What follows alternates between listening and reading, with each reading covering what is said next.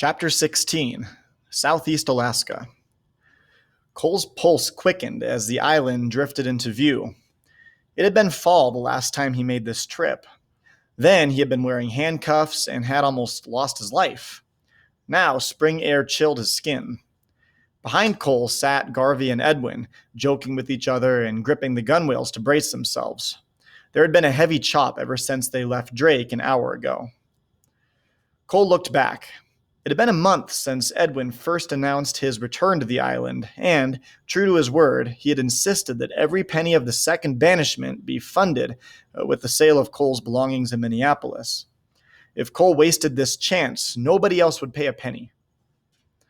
It had irked Cole watching his sports gear, including his dirt bike, snowmobile, bicycle, skis, and even his helmet, all sold through a newspaper ad like some junk at a cheap garage sale.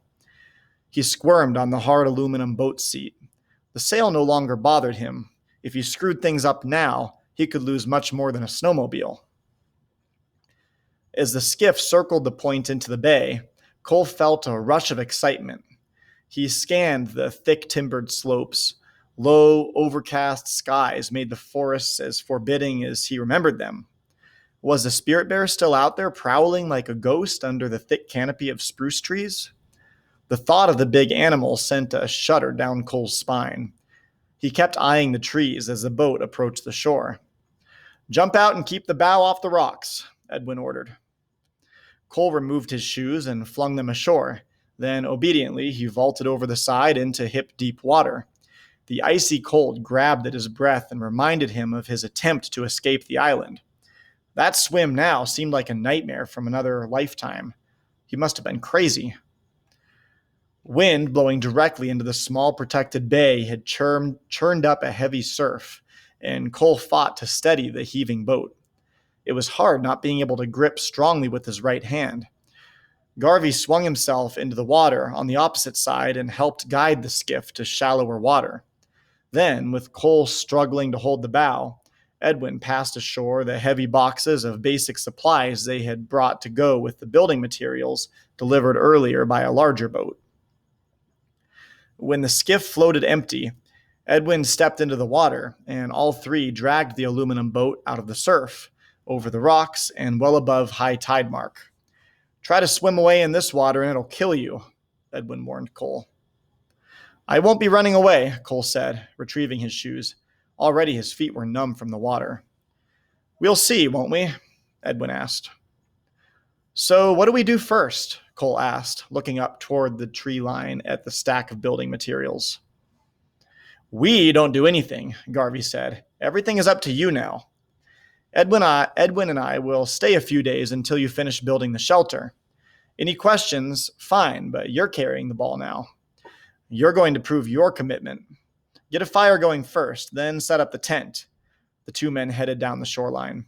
Garvey called back, "Have supper ready in 2 hours."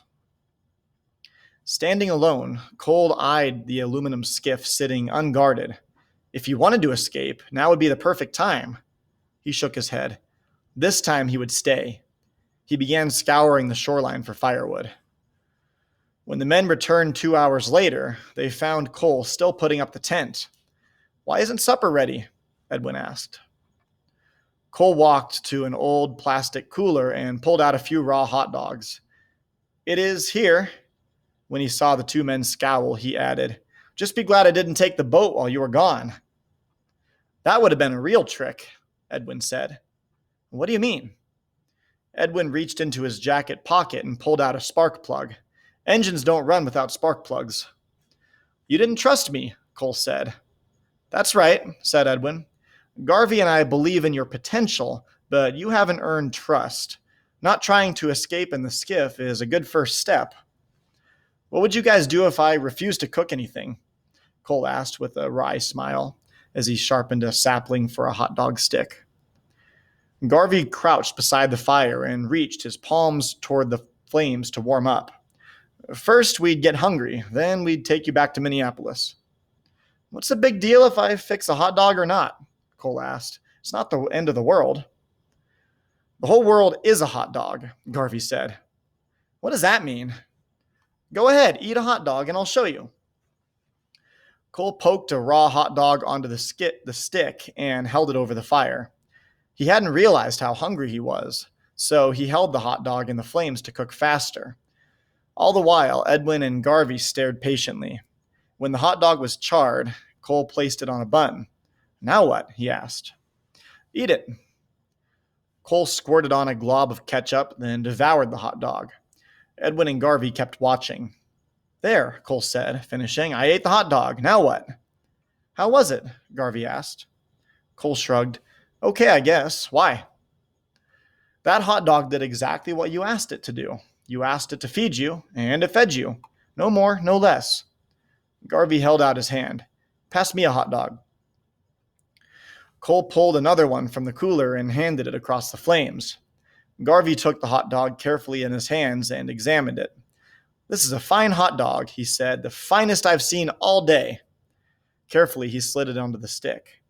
He started humming. Soon, Edwin hummed along. For 10 minutes, they hummed the melody over and over. All the while, Garvey patiently turned the hot dog over the coals, careful not to burn it. Finally, when the hot dog was glistening, crispy brown, Garvey drew the stick back from the fire. "The song we hummed is a song of friendship," he explained. "What are the words?" Cole asked. "There are no words because each person makes up his own. That's how friendship is." As Garvey spoke, he rummaged through the cooler, pulling out salt and pepper, cheese, a plate, cups, and a tomato. He leaned a bun against a rock near the coals to let it toast lightly, then wrapped it around the hot dog. "You going to eat with that? Are you going to eat that thing or play with it all day?" Cole asked. Garvey smiled and kept working. He cut the hot dog into 3 pieces on a plate and lightly shook on salt and pepper. Next, he cut slices of cheese and tomato and put them on top. With a flair, he added a small circle of ketchup to each. Last, he poured 3 glasses of water. He handed one to Cole and one to Edwin. "This is a toast to friendship," he said, raising his glass. After taking a drink, he handed Cole and Edwin each a piece of the hot dog he had prepared. "That's your hot dog," said Cole. "Yes, it is, and I choose to share it," said Garvey. He began eating, savoring each bite. "Eat slowly," he said, raising his cup again to toast. "Here's to the future." After each bite, he raised his cup for a different toast. "Here's to good health. Here's to the sun and rain. Here's to the earth and the sky." When everybody had finished eating, Garvey turned to Cole. "How was my hot dog different than yours?" Cole shrugged. "You shared yours and acted like it was a big deal." Garvey nodded. "Yes, it was a big deal. It was a party. It was a feast. It was a sharing and a celebration. All because that is what I made it. Yours was simply food because that's all you chose for it to be. All of life is a hot dog. Make of it what you will. I suggest you make your time here on the island a celebration."